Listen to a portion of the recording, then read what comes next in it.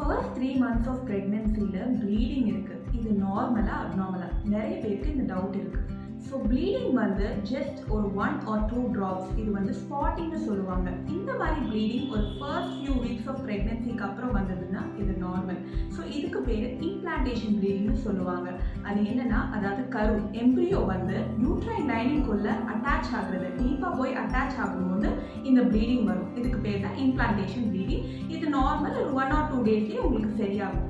In case உங்களுக்கு ரொம்ப ஹெவியராக pleat ஆகுது, ஒரு 1 or 2 pads நீங்கள் சேஞ்ச் பண்ணுற மாதிரி இருக்குன்னா நீங்கள் டெஃபினட்டாக ஒரு கைனகாலஜிஸ்ட்டை தான் கன்சல்ட் பண்ணணும். அவங்க என்ன பண்ணுவாங்கன்னா, ஒரு ஸ்கேன் பார்ப்பாங்க. ஸ்கேன் பார்த்துட்டு பேபியோட ஹார்ட் பீட் நல்லா இருக்கா, பேபியோட க்ரோத் நல்லா இருக்கா, பேபியை சுற்றி ஏதாவது ரத்த கசிவு, அதாவது சப் கொரியோனிக் ஹெமரேஜ்னு சொல்லுவாங்க, இந்த மாதிரி ஏதாவது ப்ராப்ளம் இருக்கான்னு உங்களுக்கு எக்ஸ்பிளைன் பண்ணுவாங்க. அதுவும் இல்லாமல் உங்களுக்கு நிறைய கிளாட்டாக ப்ளீடிங் போயிட்டு இருக்குன்னா there are more chances of abortion, அதாவது மிஸ்கேரேஜ்னு சொல்லுவாங்க.